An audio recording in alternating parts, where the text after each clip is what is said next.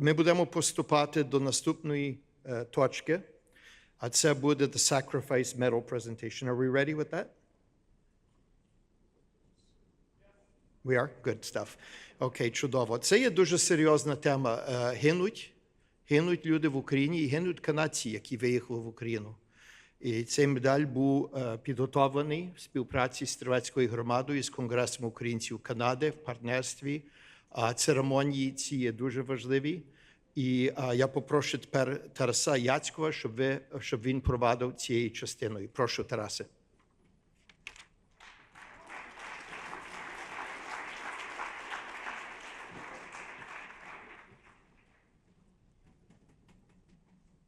Good afternoon. Reverend Fathers, delegates, and guests of the 28th Triennial Congress of the Ukrainian Canadian Congress. My name is Taras Jackiw, and I'm the chairperson of the Ukrainian Canadian Sacrifice Medal Committee. Today, I will report out explaining the work we have done in the past 3 years, as well as our future plans. For anyone who may not be familiar with our committee, the Sacrifice Committee was created in early 2023 as a result of this above resolution that passed at the last UCC Congress in Winnipeg.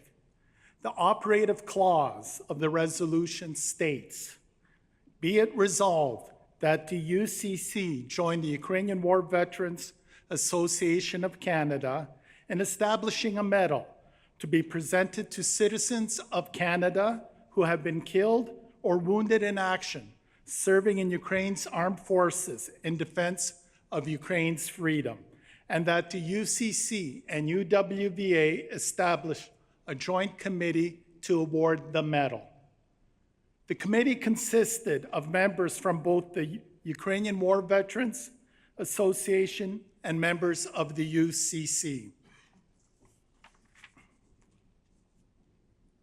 The committee consisted of Taras Jackiw, Yaris Balan, Taras Hetmanchuk, retired Major Oksana Kuzishin, retired Captain Andriy Sokhanyevsky, Roman Varshchuk, former ambassador of Canada to Ukraine, and from the UCC staff, Oris Zakidalski.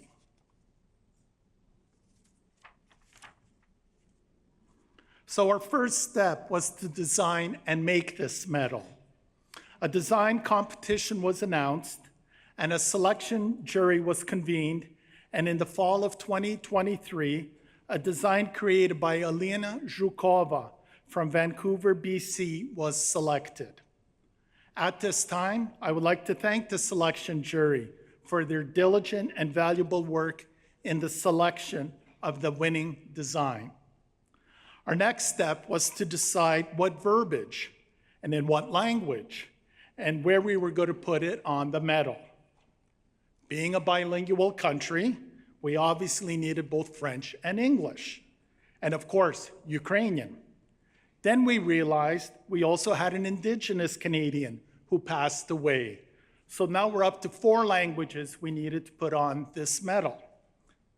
Therefore, we realized that this medal was either going to be really big, like those medallion ones, to accommodate these 4 languages, or a font that was going to be so small that no one would be able to read it. So we came up with another solution: go with only Ukrainian and Latin. We were confident in our Ukrainian, but to confirm the Latin, we went all the way to Rome to confirm our verbiage there.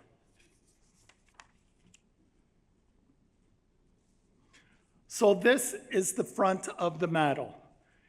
It uses 4 Canadian maple leaves in the shape of a cross and a trezub in the middle. On the bar above the medal, the Latin phrase pro libertate, which means for freedom. It was engraved. On the back of the medal were the details of the deceased. In addition to the name and date of death of the deceased, we added in Ukrainian the phrase "za volyu." To eliminate other language issues, we engraved the date of death in numerical order, year, month, date.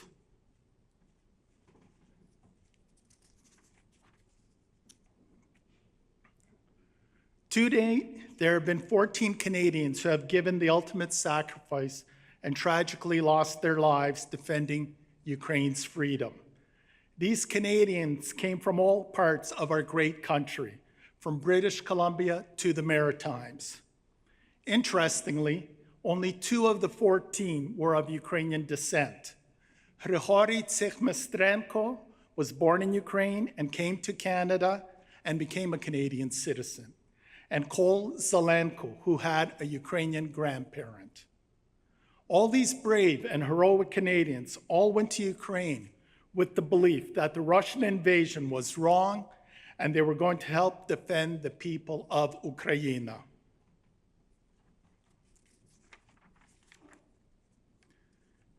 In our deliberations, the committee decided that the medal ceremony should be in the hometown of the deceased, in order to offer the family the opportunity to acknowledge the sacrifice their son, brother, or husband made, and to be able to share this ceremony with their family and friends. Several times, the family came up to me afterwards and stated that this ceremony brought closure for them. These families also mentioned that this ceremony helped them realize that the deceased had not been forgotten and his sacrifice is remembered, especially by Ukrainian Canadians.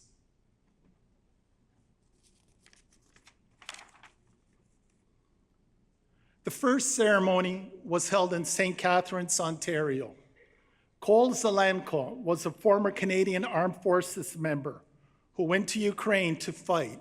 One of his goals was to return to Canada after the war and train Canadian soldiers on the new tactics developed while using and defending oneself from drones. He was 21 years old.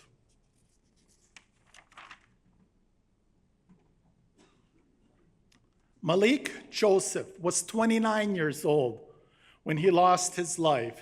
This was the second ceremony held in Ontario. The local Legion has created a flagpole banner that commemorates his sacrifice, along with other Canadians who had lost their lives in the defense of freedom. Winton Bud Hardy was the first of 2 Canadians from Saskatchewan honored. The ceremony was held in the town's local Legion branch, and the hall was full with his family and friends. He was killed evacuating injured soldiers from the battlefield. He was 41 years old.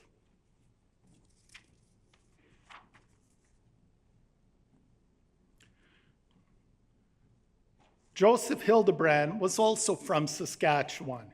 He left behind a wife and daughter. He was 33 years old.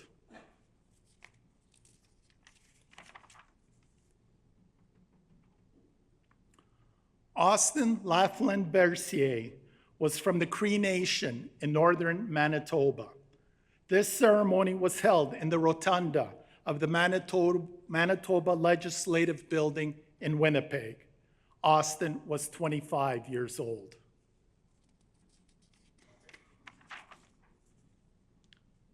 Bradley Kenneth Stratford was from British Columbia and had a long career in the Canadian Armed Forces.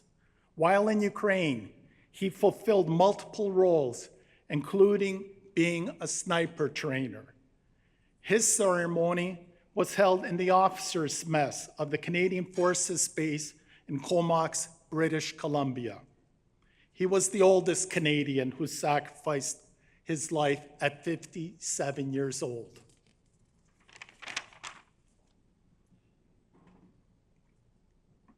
Most recently, our ceremony has been held in Kyiv.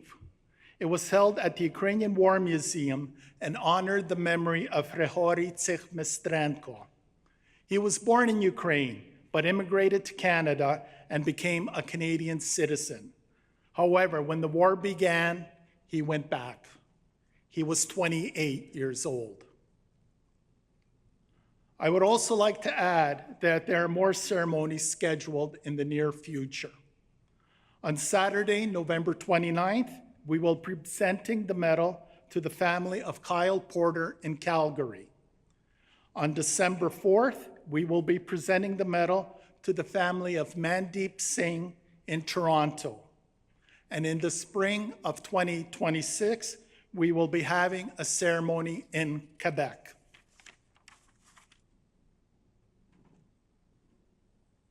Now, I would like to thank the sponsors of the Sacrifice Medal program.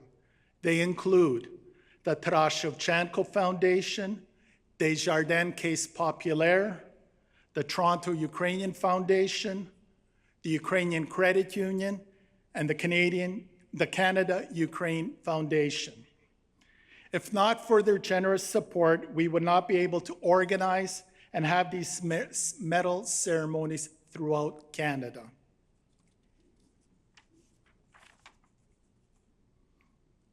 In addition, on behalf of the committee, I would like to thank the Embassy of Ukraine in Canada, the Royal Canadian Legion, the Ukrainian War Museum in Kyiv, the UCC provincial councils and branches, and the local communities for their assistance and generous hospitality. More importantly, thank you to the families of our fallen Canadian heroes. It is our community's honor to present the Ukrainian Canadian Sacrifice Medal to Canadians who have sacrificed their lives for the freedom of Ukraine. We owe them a debt that cannot be repaid. Вічна пам'ять. Слава Україні!